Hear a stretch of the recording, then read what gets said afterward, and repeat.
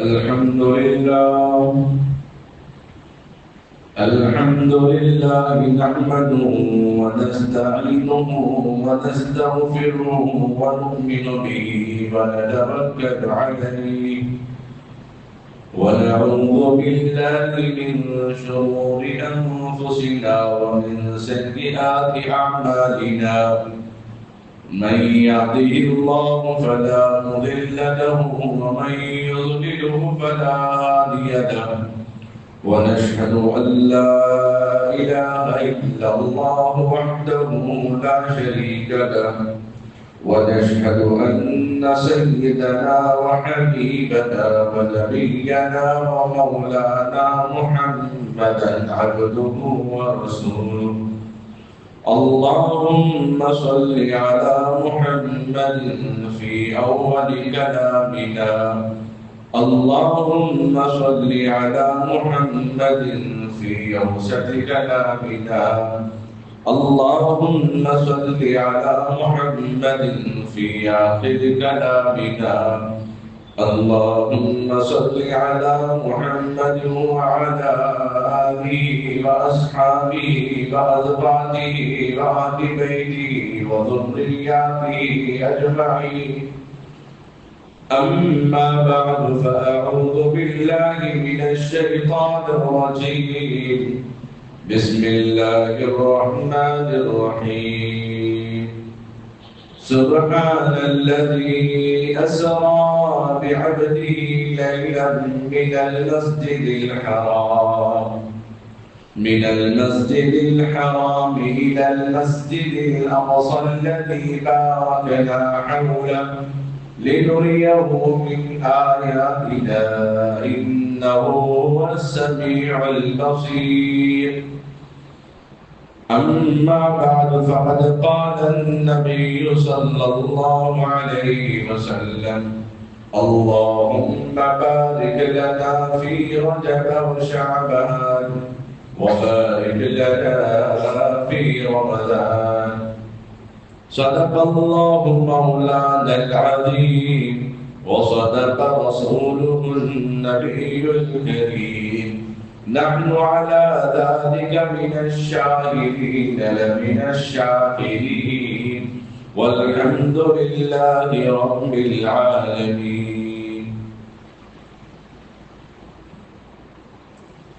قابل قدر بزرگوں عزیز نوجوان ساتھیوں اللہ رب العزت کا بے انتہا فضل اور کرم اس کا احسان عظیم ہوا اللہ رب العزت نے مجھے اور آپ کو جمعہ کا مبارک موقع عطا فرمایا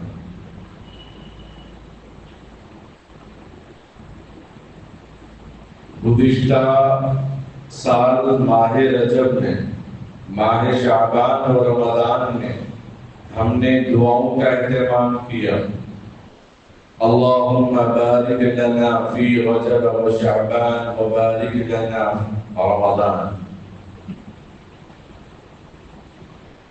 اے اللہ برکت عطا فرما ماہ رجب میں شعبان میں ان برکتوں کے ذریعے سے رمضان کا مبارک مہینہ نصیب فرما پھر رمضان کے اختتام میں بھی ہم نے دعا کی اے اللہ ایمان پر خاتمہ فرما اگر زندہ رہے تو آئندہ رمضان کا مہینہ نصیب فرما رمضان کی سیڑھی رمضان کی کڑی رمضان کا سلسلہ رمضان کی تیاریاں میرے اور آپ کے آقا محمد رسول اللہ صلی اللہ تعالی علیہ وسلم نے ماہ رجب سے تلاش کرنے ماہ رجب سے تیاری کرنے ماہ رجب سے تیار رہنے ماہ رجب سے ہلچل کرنے کا آغاز فرمایا کرتے تھے گزشتہ سال دعا کا اثر اللہ رب العزت نے مجھے اور آپ کو اس سال کا رجب کا مہینہ نصیب فرمایا۔ اللہ کرے ایمان پر خاتمہ ہو یا پھر رمضان مبارک کا مہینہ بھی نصیب ہو جائے۔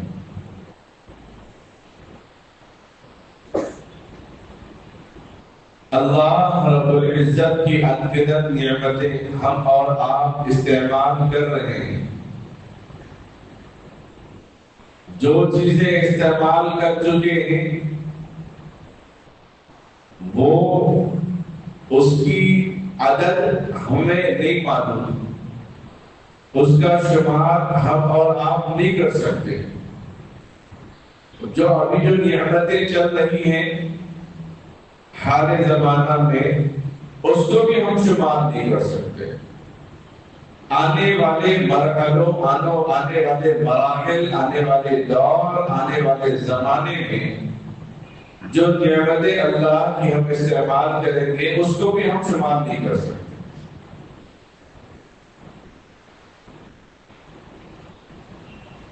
ماں کے بدن مبارک سے لے کر بچپن، نوجوانی، اس عمر پر ہم اور آپ پہنچ چکے ہیں۔ اب تک اللہ کی بے شمار نعمتیں، انگنت نعمتیں، لامحدود نعمتیں، جس کو دنیا کی کوئی مشنریز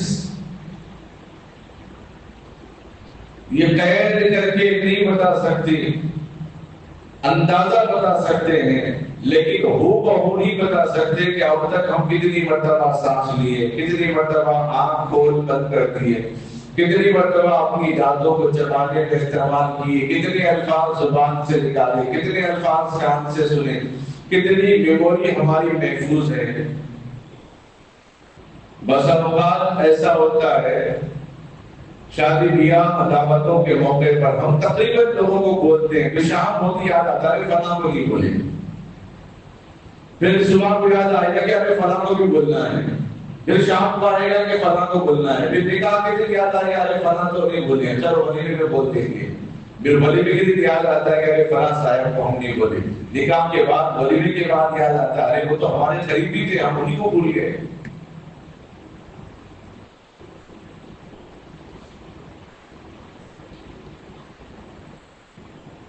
اللہ رب العزت نے مجھے اور آپ کو زندگی کا موقع دیا، اللہ کو منوانے کا موقع دیا، اللہ کو راضی کرنے کا موقع دیا، اپنے آپ کو سدھارنے کا موقع دیا، اپنے گھر والوں کو سدھارنے کا موقع دیا۔ جو چیزیں ہم کسی کو امانت کے طور پر دیتے ہیں اس سے پوچھتے ہیں کہ میں نے تمہارے پاس فلاں امانت رکھی تھی، اس کا آپ نے کیا کیا؟ اگر آپ اپنی 4 ویلر یا 2 ویلر کسی بس اسٹینڈ میں یا ریلوے اسٹیشن پہ رکھ کر چلے جاتے ہیں، پاس کا ٹکٹ لے کر واپس آنے کے بعد دیکھتے ہیں بلی نے سیٹ پر حملہ کر دیا، کسی مجرم نے کار کے ٹائر کو غائب کر دیا، تو اس کے ذمہ داروں کو آپ ذمہ دار ٹھہرائیں گے ہم نے آپ کو امانت دی تھی؟ نہیں صاحب، وہ بلی آ گئی اسی طرح، ہمیں نہیں معلوم، جیسے ہم گاڑی یہاں پر رکھے تھے ویسے گاڑی ہمیں چاہیے۔ وہ لاکھ منتیں کریں، لاکھ کوشش کریں، لیکن قصوروار وہی ہوگا۔ اس نے کاؤنٹر کھول رکھا کہ میں گاڑی کی حفاظت کیا کروں گا، گاڑی کے پیسے آپ کتنے گھنٹے کتنے ہوں گے، فیلنگ کتنے ہوں گے، اب آپ کو مجھے گیس سیل صحیح کروا کے دینا ہے، وہ آپ کی ذمہ داری ہے، اگر معاف کر دوں تو میرا بڑاپن ہے۔ ایسی اللہ تبارک و تعالیٰ نے انگنت نعمتیں جو امانت کے طور پہ مجھے اور آپ کو عطا فرمائی ہیں۔ اِنَّا عَرَضْنَا الْأَمَانَةَ عَلَى السَّمَاوَاتِ وَالْأَرْضِ وَالْجِبَالِ فَأَبَيْنَ أَن يَحْمِلْنَهَا وَأَشْفَقْنَ مِنْهَا وَحَمَلَهَا الْإِنسَانُ۔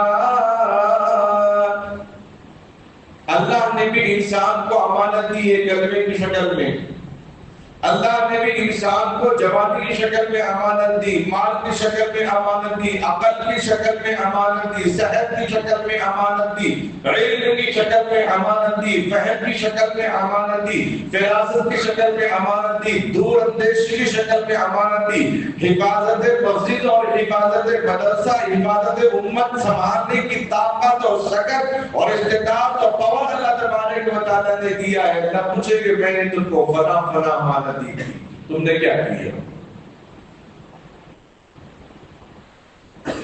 اور میں نے تم کو زندگی دی، وہ زندگی میں میں نے تمہیں اتنے جمعے دیے، اتنی مرتبہ تمہارے درمیان ماہ رجب کا مہینہ آیا، شعبان کا مہینہ آیا، رمضان کا مہینہ آیا، عید کے بڑے موقع آئے، روزے کے بڑے موقع آئے، عبادت کے بڑے موقع آئے، عبادت کی راتیں آئی۔ کیا تم نے اس امانت کو سنبھالا؟ کیا تم نے اس میرے پیغام کو اوروں تک پہنچایا؟ اللہ رب العزت سوال فرمائیں گے کہ ایسا نہ ہو کہ اللہ سوال کرے اور ہمارے پاس جواب نہ ہو۔ اس سے پہلے مجھے اور آپ کو ماہ رجب کے اندر مہینے میں وہ اعمال کرنا ہے جو آقا سرور کونین صلی اللہ علیہ وسلم نے عمل کر کے امت کو بتا دیا۔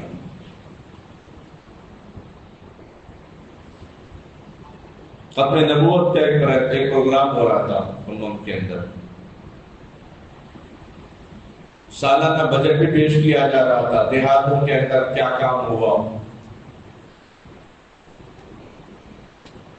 بجٹ میں یہ بات سامنے آئی کہ 1.5 لاکھ روپے قرض ہے ختم نبوت میں۔ ایک بہت بڑے عالم دین میرے استاد محترم بیان کر رہے ہیں، اور بیان کے ختم پر کہنے لگے ختم نبوت پر کام کرنا، ختم نبوت پر شریک ہونا، ختم نبوت کی تائید کرنا، آخری نبی ہونے پر یقین رکھنا، یہ بہت بڑا کمال ایمان کا درجہ ہے۔ ختم نبوت کے سلسلے میں اپنی جان، اپنے مال، اپنا تن من دھن، اور میں سے ایک قطرہ بھی، ایک آنا بھی قربان کرنا، یہ بہت بڑی قربانی ہے۔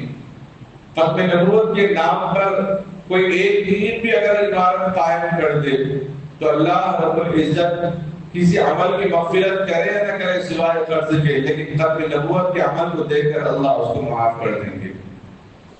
یہ کہہ کر انہوں نے اپنے جیب سے کچھ رقم 2000 روپے نکالی ہے میرے طرف سے ختم نبوت کے لیے، جو قرضہ ہے وہ بھی ادا ہو جائے، یہ جس میں چاہے وہ لوگ استعمال کریں۔ اس کے بعد لوگوں کے سامنے بھی اعلان کیا کہ آپ لوگ بھی جو ہے اپنا مالی تعاون پیش کیجیے۔ جیسے مولانا نے سب کے سامنے اپنے جیب سے جیسے رقم نکالی، اس وقت 2000 کی نوٹ چل رہے تھے، 2000 کی نوٹ نکالی اور ادا کر دیا سب کے سامنے۔ مجمع میں تقریباً 1,80,000 روپے نقد رقم جمع ہو گئی اور 2 لاکھ روپے قرض کے طور پہ لوگ لکھا دیے کہ ہم انشاءاللہ آفس میں جمع کر دیں۔ عملی میدان میں اتر کر لوگوں کو دعوت دینے کا فائدہ کچھ اور ہوتا ہے، لفاظی تقریر کر کے اپنے میدان میں چلے جانے کا فائدہ کچھ اور ہوتا ہے۔ آدمی عمل کر کے لوگوں کو پیغام دے تو اس کا فائدہ بہت زیادہ ہوتا ہے۔ تو اللہ کے نبی صلی اللہ علیہ وسلم کی 63 سالہ زندگی میں کوئی حکم ایسا نہیں ہے جو صرف آپ نے امت کو کرنے کی ترغیب دی ہو اور خود عمل نہ کیا ہو، کوئی عمل ایسا نہیں۔ جو مہینہ آیا آپ نے عمل کر کے امت کو بتا دیا اس طریقے سے یہ مہینہ گزارنا ہے۔ جو عید کا موقع آیا اللہ کے نبی علیہ السلام نے عمل کر کے بتا دیا اس طریقے سے عمل کرنا ہے۔ حج ہوا تو حج کر کے بتا دیا امت کو حج کا یہ طریقہ ہے، عمرہ ہوا تو عمرہ کر کے بتا دیا عمرہ کا یہ طریقہ ہے، مہمان آئے تو خود بنفس نفیس خدمت کر کے امت کو بتا دیا یہ مہمان نوازی کا طریقہ ہے۔ مسافر ہے جو سفر میں آداب کیا ہے آپ نے آداب بجا لائے، اس کے بعد امت کو بتا دیا یہ ادب کا طریقہ ہے۔ آپ سرکار دو جہاں ہونے کے باوجود، رحمت للعالمین ہونے کے باوجود، خاتم النبیین ہونے کے باوجود، خاتم المرسلین ہونے کے باوجود، خاتم الانبیاء ہونے کے باوجود، امام الانبیاء ہونے کے باوجود کوئی سردار کا قافلہ آتا، کوئی سردار آپ سے ملاقات کرنے کے لیے آتا تو آپ اپنی مجلس سے کھڑے ہو جاتے، اس سے مصافحہ اور معانقہ کر کے ان کا استقبال کرتے. یہ نہیں کہ بیٹھے بیٹھے ایسے ہاتھ ملا دیے، جس سے سارا قبیلہ متاثر ہو جاتا. تو کوئی پہلو ایسا نہیں جو اللہ کے نبی صلی اللہ علیہ وسلم نے کسی امت کو تعلیم دیا اور عمل نہ کیا ہو. تو ماہ رجب میں اللہ کے نبی صلی اللہ علیہ وسلم نے کیا کیا؟ کیا ماہ رجب کو اللہ کے نبی صلی اللہ علیہ وسلم نے منحوس کہا؟ نعوذ باللہ. ماہ رجب تو یہ برکت والے مہینے ہیں، اشہر حرم کے اندر داخل ہے. ان عدت الشہور عند اللہ کے اللہ کے یہاں بڑے مقرر مہینے مانے جاتے ہیں. ان مہینوں میں لوگ اور محرم کے مہینے میں لوگ شادی بیاہ نہیں کرتے. حال ہی کے اندر ایک پروگرام ہوا تھا، ایک ولیمے میں شرکت ہوئی. کئی بھی لوگ تھے تو کچھ دیر زیادہ بیٹھنا رہا ذمہ داری رہنے کی وجہ سے. اس کے بعد وہ سارے سامان جو ہے بالائی حصے میں لے کر جا رہے تھے، چولہے کے فلاں فلاں. میں نے کہا شادی خانوں کا سلسلہ تو لگاتار سلسلہ لگا ہوا رہتا ہے، آپ چولہے کے اسٹینڈ وغیرہ ٹیبلز وغیرہ کیوں نہیں لاتے ہیں؟ کہہ رہے ہیں کہ رجب کے مہینے میں دعوتیں نہیں ہوتی ہمارے پاس، شادی بیاہ نہیں ہوتے. اس کے بعد ایک مہینے کے بعد ہے، اس لیے ہم اس کو اٹھا رہے ہیں. کتنی شرمندگی کی بات ہے. ہر مہینہ اللہ کا بنایا ہوا، ہر دن اللہ کا بنایا ہوا. اگر اللہ کہہ دے کہ ہاں میں منگل کے دن سانس نہیں دوں گا تم لوگوں کو، آکسیجن اپنا خود سلنڈر لگا لینا، کیونکہ منحوس دن ہے اس لیے میری طرف سے سانسیں نہیں ملے گی، میری طرف سے سورج نہیں نکلے گا، میری طرف سے پانی کے چشمے نہیں آئیں گے، میری طرف سے راستے بند ہوں گے، زمین کو ہموار نہیں رکھیں گے ہم، تو وہ کیا عالم ہوگا. اللہ نے کسی دن کو، کسی گھنٹے کو، کسی مہینے کو منحوس نہیں بنایا. اگر کوئی کہتے ہیں کہ فلاں مہینہ منحوس ہے تو گویا خدا کی تخلیق میں، خدا کی کاریگری میں عیب لگانے والا ہے. اللہ بنایا اس کے اندر عیب ہے. ایک بادشاہ تھا، اس نے بیگن کی تعریف کی کہ بیگن کتنا اچھا ہوتا ہے. تو وزیر سے پوچھا کہ تیری کیا رائے ہے بیگن کے بارے میں؟ اس نے کہا بادشاہ بیگن کا رنگ بھی بڑا خوشنما معلوم ہوتا ہے، اور اس کے سر میں تاج نما ایک ڈنڈی ہوتی ہے جو بادشاہ کی طرف اشارہ کرتی ہے. تو بادشاہ بہت خوش ہوا، اس کو انعام سے دباتا. پھر چند مہینوں کے بعد پھر بادشاہ نے بیگن کی برائی کی. کتنا بھدا سالن ہوتا ہے، اگر کوئی ڈھنگ سے نہ بنائے تو کھانے کو جی کھانے تو کیا دیکھنے کو تو جی نہیں چاہتا. تو وزیر سے پوچھا تیری کیا رائے ہے؟ اس نے کہا ہاں بادشاہ بالکل آپ نے صحیح کہا. کوئی خاص لوگ اس کو پسند نہیں کرتے، پسند کرنے والے چند ہی لوگ ہوتے ہیں. تو بادشاہ نے کہا، اس کو یاد آئی جب میں نے بیگن کی تعریف کی تو تو نے بھی اس کی تعریف کی، اب میں برائی کر رہا ہوں تو بھی برائی کر رہا ہے. اس نے کہا بادشاہ میں بیگن کا تابع نہیں ہوں، میں تو آپ کا تابع ہوں. آپ جو پسند کریں گے ہم اس کو پسند کریں گے، آپ جس کو نہیں پسند کرتے ہم بھی اس کو نہیں پسند کرتے. بادشاہ خوش ہوا، پھر اس کو انعام سے نوازا. تو ہم بھی اور منگل اور جنگل، رجب اور محرم کے تابع نہیں ہیں، ہم اللہ کے حکم کے تابع ہیں، اللہ کے فرمان کے تابع ہیں.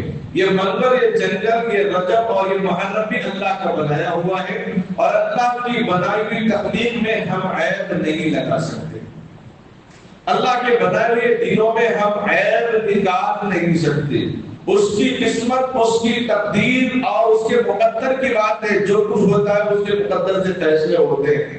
غلامی میں ناکام آتی ہے نہ شمشیریں نہ زنجیریں، غلامی میں ناکام آتی ہے نہ شمشیریں نہ زنجیریں، جو ہو ذوق یقین پیدا تو کر جاتی ہے زنجیریں. کوئی اندازہ کر سکتا ہے اس روز بازو کا، نگاہ برد مومن سے بدل جاتی ہے تقدیر.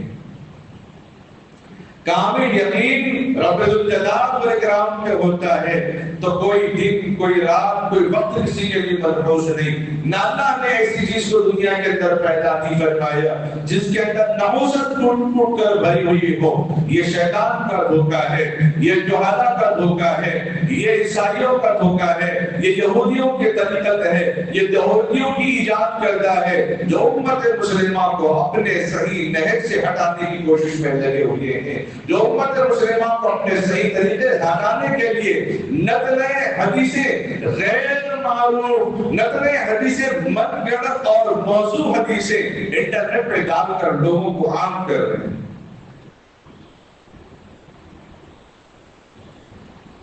اس لیے ان چیزوں سے بچنا چاہیے۔ اللہ کی بڑائی، اللہ کی قدرت، اللہ کی طاقت، اس کی ذات میں کوئی عیب نہیں، اس کی بڑائی میں کوئی عیب نہیں، اس کی پیدا کردہ چیزوں میں کوئی عیب نہیں۔ اسی لیے جب اوپر چڑھتے ہیں تو اللہ اکبر کہتے ہیں۔ اللہ بہت بڑا، یہ بڑا نہیں ہے، یہ پہاڑ، یہ ایلیویٹر، یہ لفٹ، یہ منزلیں بڑی نہیں ہے، بلکہ اللہ بڑا ہے۔ آپ کو جلتا ہوا دیکھیں گے، بڑی بڑی عمارتیں آگ جلا دیتی ہیں، لیکن یہ آگ بڑی نہیں ہے، اسی لیے اس موقع پر اللہ کو یاد کیا جاتا ہے۔ اللہ کی ذات بڑی ہے، یہ جلانے والی ہے تو اللہ کی ذات بچانے والی ہے، اللہ کی ذات بہت بڑی ہے۔ جب اوپر سے نیچے اترا جاتا ہے، چاہے ایلیویٹر سے ہو، سیڑھیوں سے ہو، پہاڑ سے ہو، تو اللہ کے نبی صلی اللہ علیہ وسلم نے سبحان اللہ پڑھنے کا حکم دیا۔ یہ سنت ہے۔ اللہ کی ذات ہر عیب سے پاک ہے۔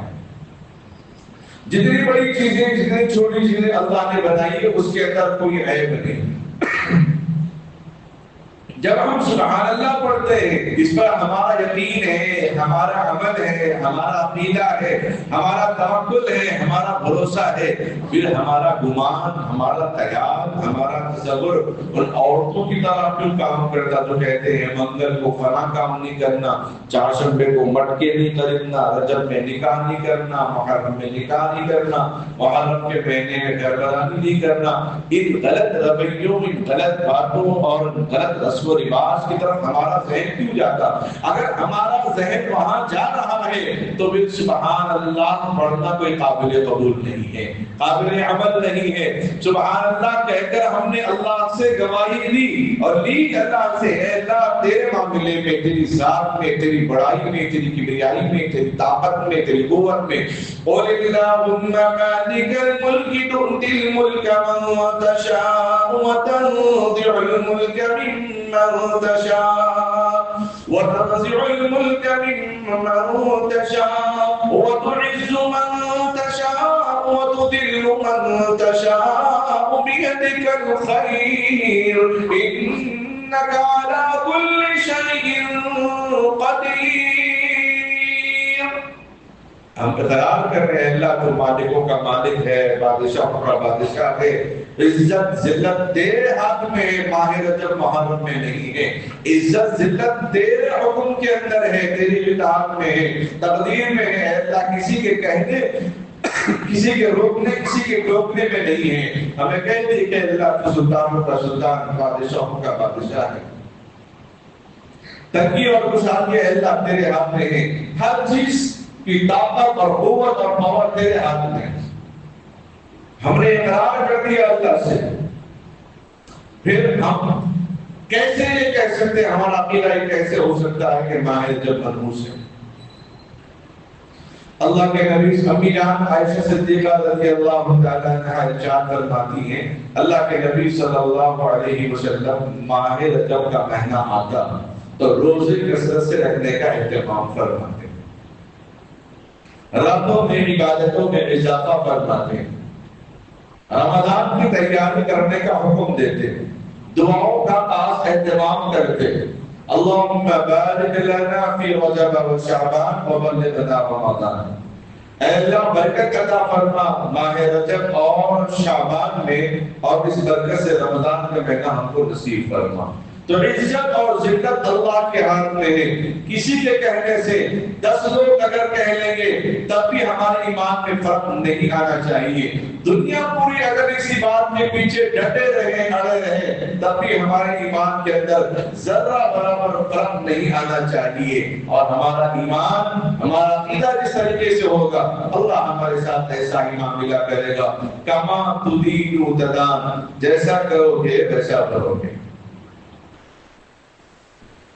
یہ آج کا سبق نہیں ہے. قرآن کے اندر اللہ نے ایسا نظام ایسا سسٹم بنایا ہے، اگر اس کو بغور مطالعہ کریں گے تو آیتیں اس طرح اشارہ کرے گی اور جس کو سن کر لوگ کہیں گے یہ آیتیں تو ابھی ابھی نازل ہو رہی ہیں، یہ آیتیں ابھی ابھی نازل ہو رہی ہیں. اس موقع پر ان حالات میں آج کل کے زمانے میں مسلمانوں کو، مسلم اداروں کو، مسلم مساجد کو، مسلم مدارس کو، مسلم بہنوں اور مسلمان نوجوانوں کی عزت پر ہاتھ ڈالنے والے، ان پر کیچڑ اچھالنے والے اور ان کی شبیہ کو بگاڑنے میں اگر اس وقت کسی کا ہاتھ ہے تو وہ سوشل میڈیا کا ہے. اگر اس وقت کسی کا ہاتھ ہے تو فلم انڈسٹری کا ہے. اگر کسی کا ہاتھ ہے مسلمانوں کے اسٹیٹس کو خراب کرنے میں تو وہ اخباروں کا کردار ہے. وہ فلمیں نکالنے والے، سیریل نکالنے والے، ڈرامے نکالنے والے، ڈرامہ بازی کرنے والے، چاہے وہ ہالی ووڈ کے رہنے والے ہوں یا ہمارے ملک ہندوستان کے رہنے والے ہوں یا کسی اور علاقے کے رہنے والے ہوں، پوری دنیا کے اندر بیٹھے بیٹھے اگر کوئی بڑا کام کر رہے ہیں مسلمانوں کے خلاف تو فلم انڈسٹری ہے. ویسے پہلے میں نے بتایا تھا جو نوجوان بیٹھ کے مجھے سمجھا رہے تھے، بتا رہے تھے کچھ کلپ نکال کے جو بھی مووی آتی ہے اس کو ہٹ کرنے کے لیے مسلمانوں کو دکھایا جاتا ہے کہ ہونڈا جبے مسلمان ہے. اگر انڈین مسلمانوں کو ٹارگٹ بنانا ہے تو لال رومال استعمال کر کے گنڈوں کو دکھایا جاتا ہے. اگر انٹرنیشنل مجرم کو دکھانا ہے تو فلسطینی نشان جو بلیک اینڈ وائٹ رومال ہوتی ہے جس کو یاسر عرفات رومال سے مشہور کیا گیا تھا، اس رومال کو ان گنڈوں کو دے کر ان کی شبیہ کو بتا کر دیکھو مسلمان اس طریقے سے ہوتے ہیں، یہ بتایا جاتا ہے. اور جس وجہ سے کافی حد تک اس سے اثر ہوا. لاک ڈاؤن کے اندر بھی جب کرونا وائرس پھیل گیا تھا اس وقت اخبار والوں نے پھیلایا یہ مسلمان جہاں جہاں جاتے ہیں ان کی وجہ سے وائرس پھیل رہا ہے. دیہاتوں کے اندر جہاں مسلمان کو کلمہ بھی نہیں معلوم، ان دیہاتوں کے اندر بھی وہاں غیر مسلم مسلمانوں کو گھر میں قید کر دیے. پولیس والوں کو بلایا کہ کوئی یہاں پہ مسلمان کا گھر ہے، وہاں ایک مسلمان کا گھر ہے، وہاں ایک مسلمان کا گھر ہے. بیٹا گاؤں سے آ رہا ہے، دودھ لے کے پانی لے کے والد کے گھر پہ پہنچاؤ. پولیس والے جانے نہیں دے رہے، نہیں جا سکتے. کیوں صاحب؟ یہ صاحب جو ابھی سفر کر کے آئے مسلمان کسی جلدی میں جا کے آئے ہیں، خبر پہنچی گاؤں والوں کے ذریعے سے، جا نہیں سکتے. ایک ہی ہفتے میں خبر پہنچی مسلمان کے خون کے اندر جو دم ہے وائرس ختم کرنے کے لیے کسی اور کے خون میں وہ دم موجود نہیں تھی. پھر انہیں نوجوانوں، انہیں مسلمانوں کو جو خون دے رہے ہیں ان کو خون کا ہار پہنا کر وفاقی ایم وغیرہ جو استعمال کر رہے ہیں. جیسا کرو گے ویسا کرو گے.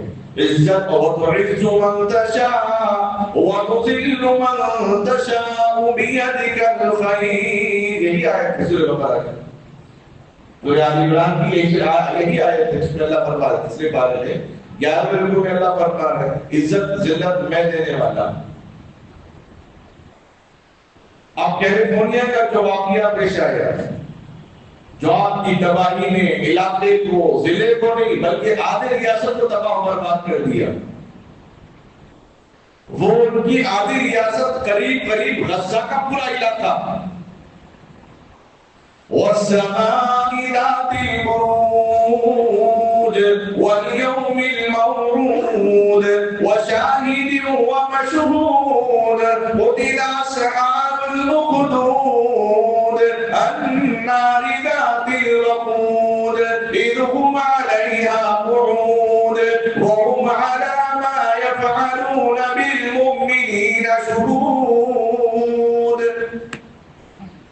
جہنم کا اللہ نے اس میں ذکر کیا، اور بادشاہ کا جو عیسائی زمانے کا واقعہ ہے، وقت کی بھی تنگامتی ہے، اس زمانے کے واقعے کو اللہ نے سورہ بروج میں ذکر کیا.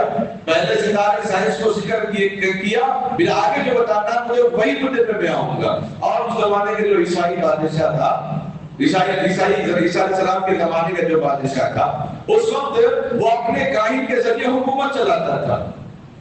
کاہن جب بوڑھا ہونے لگا، اس نے کہا ایک ذہین بچے کو لے آؤ تاکہ یہ نجومی علم، یہ کاہن کا علم، یہ جادوگری کا علم بچے کو آتا ہے، اور بچہ میرا غلام بن کے بنا رہے تاکہ میرے حکومتی نظام چلانے میں آسانی ہو. اور بچے کو لایا گیا. وہ بچہ روزانہ کاہن کے پاس آتا، جادوئی علم سیکھتا، نجومی علم سیکھتا تھا. راستے میں ایک عیسائی بوڑھا ملا. اس نے کہا بیٹا میں عیسیٰ علیہ السلام کا ماننے والا ہوں، میرے پاس انجیل کی تعلیم ہے، تم میرے پاس کچھ دیر بیٹھ جاؤ، میں تم سے کوئی معاوضہ نہیں چاہتا، میں چاہتا ہوں کہ میں مرنے سے پہلے اس کتاب کی تعلیم تمہیں دے دوں. اور بچہ وہاں بھی بیٹھتا، اس کے بعد بھی وہاں جاتا. اب بچہ بھی کشمکش میں تھا کہ تعلیم یہ صحیح کہ وہ صحیح ہے، لیکن یہاں پڑھنا اچھا معلوم ہوتا تھا. ایک مرتبہ راستے میں ایک شیر آ گیا تھا، جس گاؤں سے جس گلی سے گزر رہا تھا. تو لوگ دوڑ رہے تھے، جان بچا رہے تھے. بچے نے سوچا میں ایک کنکر اٹھاؤں، ایک کنکر اٹھا کے بسم اللہ کہہ کے ماروں گا. اگر میرے بسم اللہ سے شیر مر گیا تو میں سمجھوں گا کہ عیسائی راہب کا دین سچا ہے. اگر شیر نہیں مرے گا تو پھر میں سمجھوں گا وہ جادوئی علم سکھانے والا جو بادشاہ کے پاس بیٹھا ہے اس کا علم صحیح ہے. اس نے بسم اللہ کہہ کر کنکر ماری. اللہ کو منظور یہی ہوا کہ وہ شیر مر گیا. جب وہ شیر مر گیا، یہ شان نزول ہے سورہ بروج کی، تفسیر میں دیکھ سکتے ہیں، تفسیر ابن کثیر کے اندر. تو شیر مر گیا. جب وہ شیر مر گیا تو بہت سارے لوگ بچوں کے، اس بچے کے، چھوٹے چھوٹے معصوم بچے کے ہاتھ چومنے لگے. اور ایک نابینا آیا کہنے لگا کہ بیٹا میری آنکھیں نہیں ہیں، میری آنکھیں دلا دے. کیونکہ عیسیٰ علیہ السلام کا دور سب وہ معجزہ چل رہا تھا، کوڑ بیماری کو دور کرنا، لنگڑے کو صحیح کرنا. تو بچے نے کہا میرے ہاتھ میں کچھ بھی نہیں ہے، میرے اللہ کے ہاتھ میں ہے. بسم اللہ کہہ کر اس نے آنکھ میں ہاتھ پھیرا، اس کی آنکھیں لوٹ آ گئی. تو بہت سارے لوگ اسلام قبول کر لیے عیسیٰ علیہ السلام کا، کیونکہ اس وقت عیسیٰ علیہ السلام کا دور تھا، ان کی نبوت کا دور تھا. اب یہ روزانہ دیر سے آ رہا ہے، کیونکہ یقین ہوگا یہ تعلیم اصل ہے عیسیٰ علیہ السلام کی. یہاں علم حاصل کر کے وہاں جانے میں دیر ہوئی تو بادشاہ تک بات پھیل گئی کہ وہ آنے میں دیر کر رہا ہے اور کہیں اور علم حاصل کر رہا ہے. معلوم ہوا فلاں علم سکھانے والا بوڑھا آدمی، اس کو بلایا گیا. جس کی آنکھیں لوٹ کر آئی تھی اس کو بھی بلایا گیا. بادشاہ نے کہا کہ اپنے دین پہ واپس آ جا، بت پرستی پہ واپس آ جا. وہ لوگ کیسے آئیں گے؟ وہ تو عین یقین ایمان لانے والے ہیں، اپنی آنکھوں سے دیکھ کر ایمان لے آئے. ہے ایمان ہے پہلے سے ہی، لیکن آنکھوں سے کا ایمان بھی بن گیا. وہ کبھی ایمان وہ کب چھوڑنے والے کتاب کو؟ انہوں نے کہا جان جائے کوئی پرواہ نہیں، لیکن ہم اس بچے کے رب کو نہیں چھوڑنے والے. اس نے بڑا مطلب کھولا، النَّارِذَاتِ الْوَقُودِ إِذْ هُمْ عَلَيْهَا قُعُودٌ وَهُمْ عَلَى مَا يَفْعَلُونَ بِالْمُؤْمِنِينَ شُهُودٌ. ایک بڑا مطلب کھولا اور کہا کہ جو اگر ایمان لے آئے ہیں اس بچے پہ، ہم اس کو آگ میں ڈالیں گے. پہلے تو نابینا بوڑھے کو قتل کر دیا اور اس عیسائی بوڑھے کو بھی قتل کر دیا اور بچے کو قتل کرنے کے لیے بھیجا. اس کو عبرت کی موت ہونا ہے. بچے کو بھی، بچے کو کہا کہ تم دین سے واپس آ جاؤ. بچے نے کہا نہیں، میں اپنے شیر کو مارا بسم اللہ کہہ کر، اس کے اندر وہ تب میں اس کو کیوں چھوڑوں. تو اس نے کہا چل لوگوں کو اس کو لے جاؤ، پہاڑ سے اوپر ایسے پٹک دو کہ دنیا دیکھے. اور جتنے لوگ گئے لے کر پڑھنے کے لیے سارے نیچے گر کے مر گئے تو زندہ واپس آیا. کشتی میں لے کر بھیجے، جاؤ اس کشتی میں ڈبا کے مار دو سمندری سمندر میں. جتنے ڈبانے کے لیے لے کر گئے تھے سارے ڈوب گئے، لیکن بچہ صحیح سلامت واپس آیا. کسی نوجوان نے مجھے بتایا کہ اس واقعے کو ہندوؤں نے اپنے کسی خدا کی طرف منسوخ کر کے ایک سیریل بنایا تھا. بہت دن کئی سال تک وہ سیریل مجھے یاد بھی نہیں ہے، کسی نے بتایا تھا مجھے. اس واقعے کو ان لوگوں نے سیریل کا ایک حصہ بنا دیا اس کو وہاں پر. تو یہ اسلامی واقعہ ہے. تو بادشاہ تب ہو گیا، کہنے لگا تم مرے گا کیسے؟ بادشاہ نے کہا میرے رب کا نام لے کر مارے تو میں مر جاؤں گا. اس نے کہا اچھا ٹھیک ہے، تاریخ طے کر دی، فلاں دن میں بچے کو مارنے والا ہوں۔ جب بادشاہوں کا کوئی فنکشن کوئی فرمان ہوتا ہے تو بڑا مجمع جمع ہوتا ہے، دیکھنے کا نظارہ ہوتا ہے۔ اب کئی بولے بڑا اجتماع ہونے والا ہے، بڑا جلسہ ہونے والا ہے، تو شرکت کرنے والے کم ہوتے ہیں، دیکھنے والے زیادہ ہوتے ہیں۔ کچھ شاپنگ کرنے کے لیے بھی آتے ہیں، اچھی اچھی چیزیں ملتی دیکھ لیں گے، مجمع دیکھ لیں گے، ملا کر مجمع تو نہیں دیکھیں گے، یہاں دیکھ لیں گے، وہ نکل جاتے ہیں۔ تو بادشاہ کے کیا وہ حکام کا نظارہ دیکھنے کے لیے بہت سارے لوگ آ گئے، اور بادشاہ نے کہا بچے سے پوچھا تمہیں کیسے مارنا ہے، تو کیسے مرے گا؟ اس نے کہا میرے رب کا نام لے کے مار دو میں مر جاؤں گا۔ اس نے تیر کا نشان لگایا اور کہا اس بچے کے رب کا نام لے کر میں تجھے مارتا ہوں۔ تیر چھوڑا اور بچہ وہیں پر مر گیا، لیکن مرا تو مرا، لیکن سب کو زندہ کر دیا، اور سب لوگ کہنے لگے ہم اس بچے کے رب پر ایمان لے رہے ہیں۔ اور مجمع تقریباً لوگ جو اسلام قبول کر لیے۔ وہ عیسیٰ علیہ السلام کے زمانے کا واقعہ، حضرت عمر رضی اللہ تعالیٰ جب خلیفہ بنے، اس زمانے میں قبر کھودی گئی تو ایک تر و تازہ میت جنازہ نکلا، چھوٹا بچہ، کفن بھی تازہ ہے، خون بھی تازہ رس رہا ہے۔ تحقیق کی اس بات کو تو معلوم یہ ہوا، تاریخ میں لکھا ہوا ہے کہ یہ وہی بچہ ہے جو عیسیٰ علیہ السلام کے نبوت کے زمانے میں جس بادشاہ نے اس کو مار دیا تھا۔ آج بھی کیوں؟ وَلَا تَقُولُوا لِمَن يُقْتَلُ فِي سَبِيلِ اللَّهِ أَمْوَاتٌ بَلْ أَحْيَاءٌ وَلَٰكِن لَّا تَشْعُرُونَ۔ جو لوگ اللہ کی راہ میں مارے گئے انہیں مردہ مت کہو، وہ تو زندہ ہے۔ حضرت عمر رضی اللہ تعالیٰ نے اپنی آنکھوں سے دیکھا اس بچے کو، خبر ہے جسم صحیح سلامت ہے بچے کی۔ تو پھر اس بادشاہ نے کیا کیا اس زمانے کا، اتنے لوگ اسلام قبول کر لی، یہ تو معاملہ الٹا ہو گیا۔ اسلام وہ ہوتا ہے جو کاٹو تو ہرا نکلے گا، یہی تعبیر ہے اس کی۔ اس نے بڑا خندق کھودا اور کہا جو اسلام قبول کیا اس خندق میں اس کو ڈال دوں گا، اور سارے لوگوں کو ایک بعد دیگر لوگ جہنم میں اس آگ کے گڑھے میں جانا گوارا کیا، لیکن اسلام سے لوگوں نے پھر اپنے آپ کو گوارا نہیں کیا۔ پھر ہوا یہ، وہ آگ بھڑکتی بھڑکتی دشمنوں کو بھی اپنے لپیٹ میں لے گئی، ظالم بادشاہ کو بھی اپنے لپیٹ میں لے لی۔ جب آدمی ظلم حد سے زیادہ کرتا ہے تو اللہ کی رحمت بھی خاموش نہیں ہوتی۔ وہی معاملہ ہوا اس یورپی ممالک کا، جن لوگوں نے ایک ایک گھر کو نشانہ بنا کر گھر کے اندر بچوں کو دیکھا، عورتوں کو دیکھا، آگ کے حوالے کر دیا۔ انہیں احساس بتا دیا اللہ تعالیٰ نے آگ ہوتی کیا ہے، ضرورت انسان کو کہاں کھینچ کر لے آتی ہے، ضرورت انسان کو کیسے مشغول کر دیتی ہے۔ ایک ہی جھٹکے میں اللہ نے نظارہ بتا دیا۔ خیر اللہ ان بیماروں کو صحت و عافیت عطا فرمائے۔ جب اللہ کا مشق شروع ہو جائے، اللہ کا غضب شروع ہو جائے، کوئی روک نہیں سکتا، کوئی روک نہیں سکتا۔ اس لیے ہم ہر نماز میں دعا کرتے ہیں غیر المغضوب علیہم ولا الضالین۔ اے اللہ ہمیں اس راستے سے حفاظت فرما جس راستے پر چلنے سے تیرا غضب ہوتا ہو، تو ناراض ہوتا ہو۔ اے اللہ اس تباہی سے، اس ضلالت سے، اس گمراہی سے ہماری حفاظت کرنا۔ ہمیشہ ہم یہی دعا کرتے ہیں، قیامت تک ہم یہی دعا کرتے رہیں گے۔ اور جن لوگوں نے، جن فلم انڈسٹری کے لوگوں نے مسلمانوں کو اپنی فلموں کو پاپولر کرنے کے لیے، ہٹ کرنے کے لیے، ٹیارپی بڑھانے کے لیے مسلمانوں کا سہارا لے کر، بچیوں کا سہارا لے کر، مسلمانوں کے شبیہ کا سہارا لے کر، مسجدوں قبرستانوں کا سہارا لے کر ان لوگوں نے جو فلمیں بنائی ہیں، اسی علاقے پر اللہ نے ایک ہی رات میں تہس نہس کر دیا۔ جو آج غزہ میں لگائی، فلسطین میں لگائی، اللہ نے اسی مقام پر ان کو جس جگہ سے ان لوگوں نے مشرق شروع کر دیا، اللہ نے اس کو تباہ برباد کر دیا ہے۔ اسی لیے ہم بھی کسی کا برا نہ سوچیں۔ ہو سکتا ہے خواہ کسی کے لیے ظلم ہم کر لیں، خواہ کسی کے پیچھے ہاتھ دھو کر پڑ جائیں، کیا پتا کل کو کوئی ہمارے پیچھے لگ جائے، کل وہ پریشانی ہمارے پیچھے آ جائے۔ ہماری نیت اگر صحیح ہے تو ہمارے کام صحیح ہے۔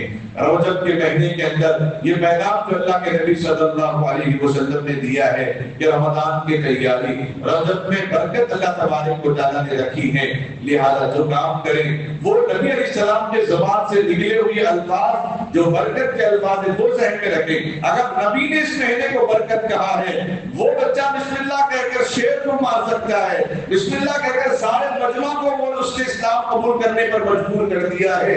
نبی رحمت نے دونوں جہاں کی آقا محبوب رب العالمین سرور کونین تاجدار مدحہ محمد رسول اللہ صلی اللہ علیہ وسلم اگر زبان سے کہہ دیے اللہم بارک لنا فی رجب و شعبان، رجب اگر برکت کا مہینہ ہے تو کیا ہم برکت کی دعا نہ کریں؟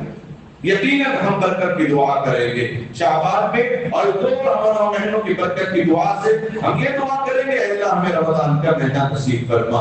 اللہ سے بہت دعا کیجیے، اللہ تعالیٰ ہم تمام امت مسلمہ کو ماہ رمضان کی تیاری، اپنی نمازوں کی پابندی، ماہ رمضان کی تیاری اپنے نفل روزوں کے ذریعے، ماہ رمضان کی تیاری اپنے قرآن پاک کی صحیح تلاوت کے ذریعے، ماہ رمضان کی تیاری ضرورت مندوں، حاجت مندوں، غریبوں، بے سہارا، یتیموں، یسیروں کی ابھی سے مدد کرنے کی توفیق عطا فرمائے، آمین وآخر دعوانا الحمدللہ رب العالمین۔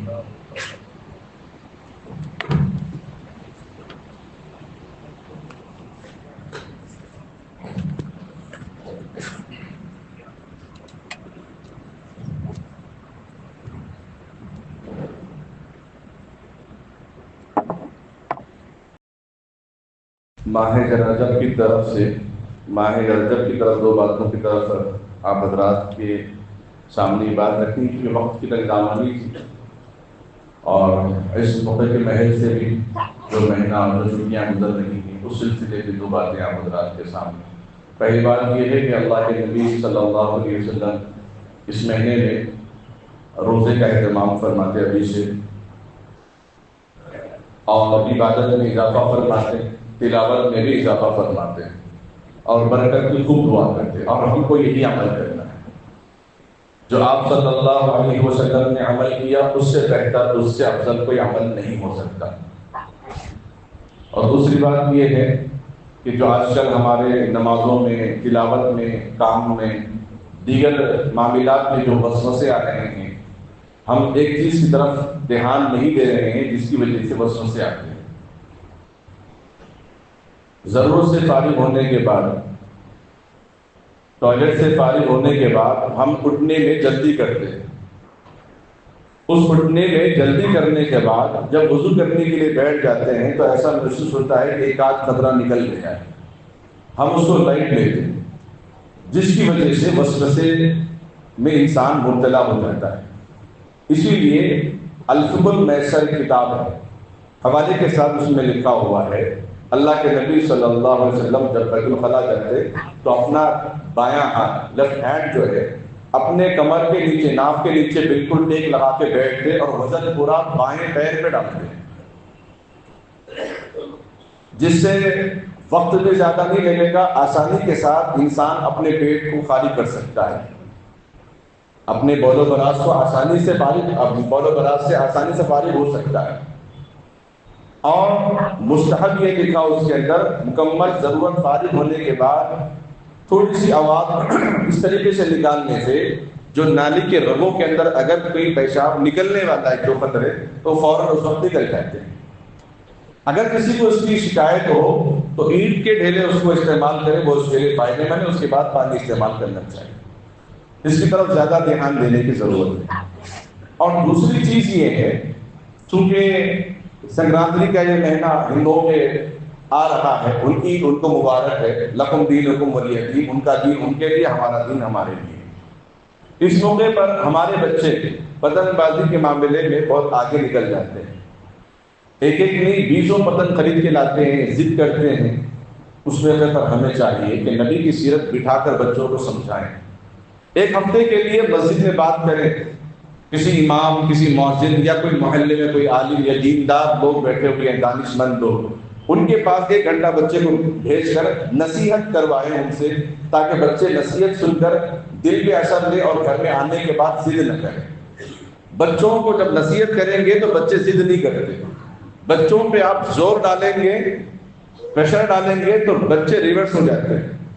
تو اسی لیے اس موقع پر پتنگ بازی سے منع کرنا، اس طریقے سے اس کے نقصانات بچوں کو آگاہ کرنا، نقصانات سے واقف کرائیں گے کہ مذہب اسلام کا طریقہ نہیں، اگر کبھی کوئی اڑا دیے ہیں وہ الگ بات ہے، لیکن اس موقع پر تو اڑانا سخت منع گناہ ہے۔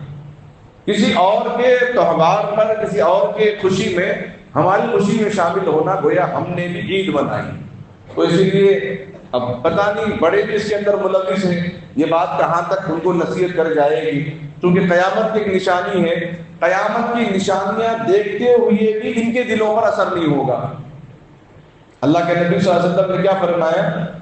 جو ریگستانی علاقے عرب کے پہاڑی علاقے، وہاں ہریالی ہوگی، خوب دبا کے بارش ہوگی. ابھی چند دن پہلے ہم نے دیکھا، 2 دن پہلے خوب دبا کے بارش ہوئی، ایسی ہریالی دیکھنے والے پریشانی کی حالت ہیں. ہم اس سے پہلے کئی دفعہ آئے لیکن کبھی ہریالی نہیں دیکھے، آج ہم ہریالی دیکھ رہے ہیں. حدیث میں اللہ کے نبی علیہ السلام نے پیشن گوئی تھی کہ ہریالی ہوگی قیامت سے پہلے. اس کے بعد یہ بھی ایک نشانی ہے، بعض کے دلوں پہ اثر ہوگا، بعض کے دلوں پہ اثر نہیں ہوگا. میری بات سننے کے بعد اللہ کے نبی صلی اللہ علیہ وسلم نے فرمایا قیامت کی نشانیاں دیکھتے ہوئے بھی دلوں پہ اثر نہیں ہوگا، یہ بھی قیامت کی نشانی. تو اسی لیے ان چیزوں سے اپنے بچوں کو اجتناب کرائیں، حتی الامکان جہاں تک ہو سکے. دوسری مصروفیات میں، دوسری مشغولیات میں دوسرے کو کھلونے دے کر بچوں کو گھر میں بٹھائیں، نصیحت کرائیں. انشاءاللہ نصیحت بڑی کارآمد چیز ہے، نصیحت بڑا فائدہ مند دیتی ہے بچوں کو. اللہ سے دعا ہے اللہ تعالیٰ ہم تمام امت مسلمہ کے بچوں کو نصیحت کر کے ان کی دین اور دنیا اور آخرت بنانے کی فکر کرنے کی توفیق عطا فرمائے. درود شریف پڑھیں.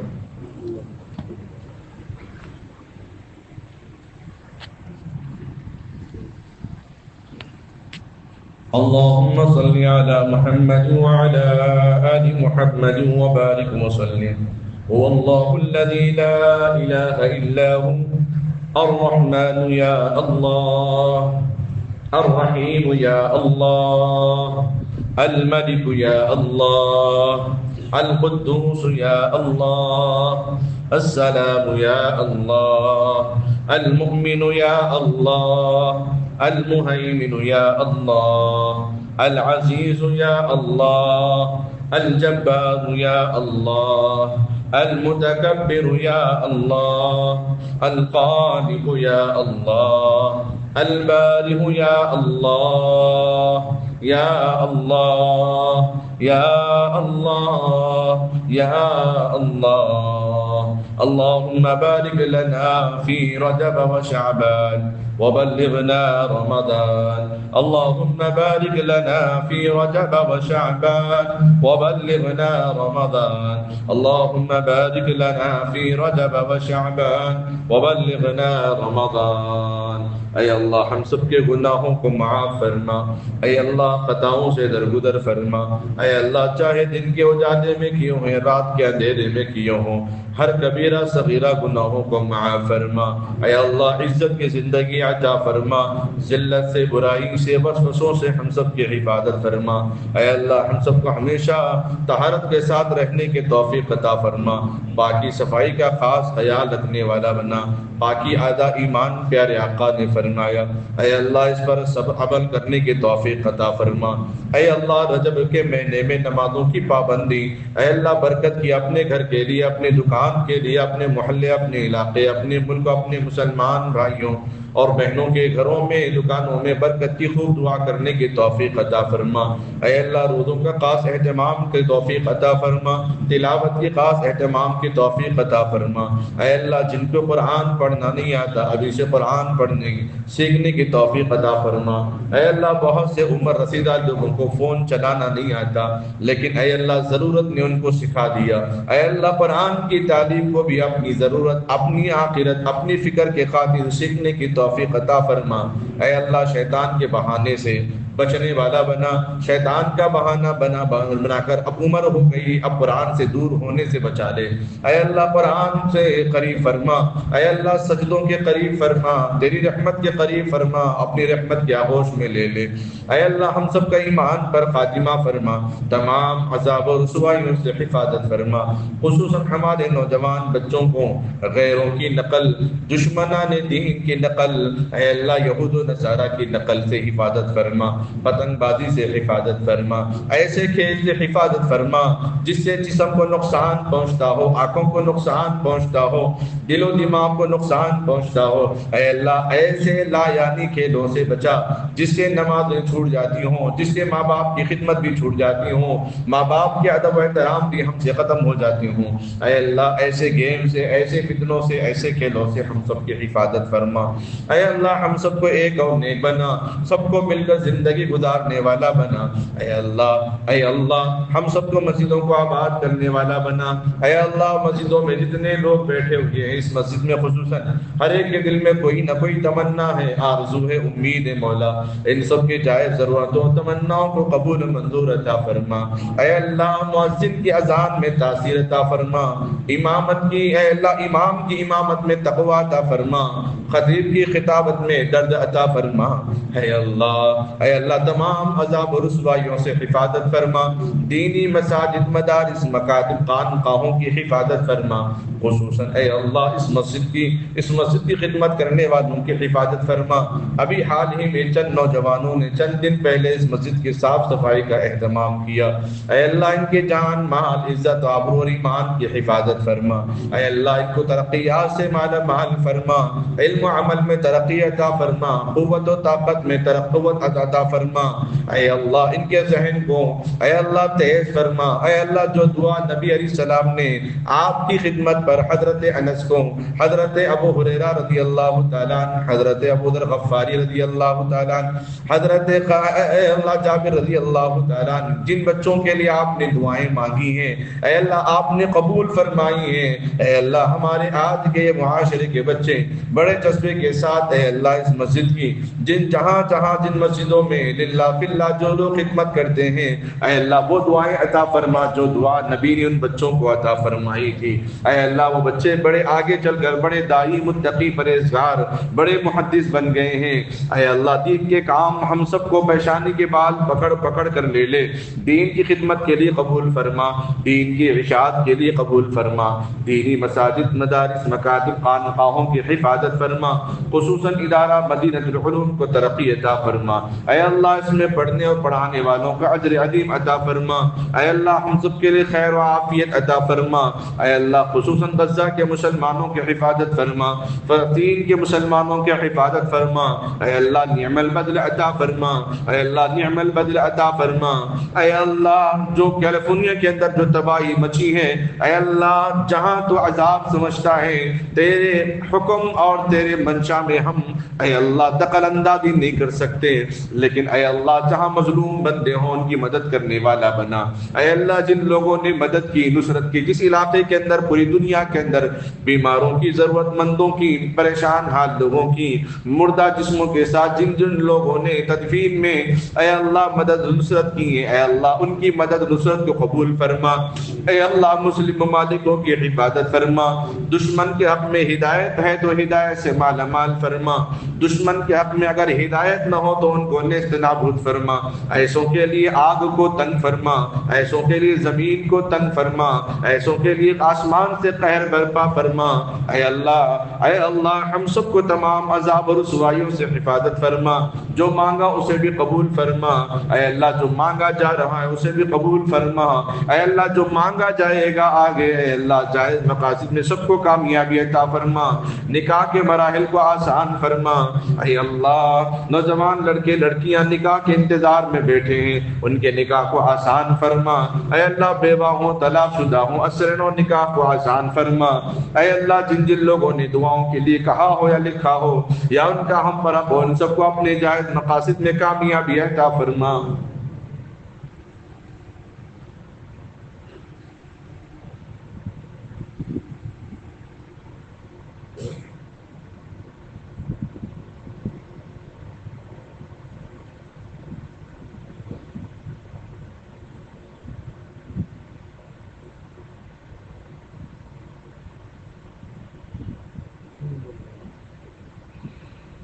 اے اللہ ہم سب کو موسم کی شدت اور نقصان سے، ہر بلا سے حفاظت فرما۔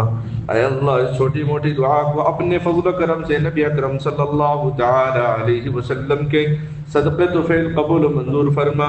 وصلی اللہ تعالی علی خیر خلقہ محمد وعلی آلہ واصحابہ وازواجہ واہل بیتہ اجمعین برحمتک یا ارحم الراحمین والحمد للہ رب العالمین۔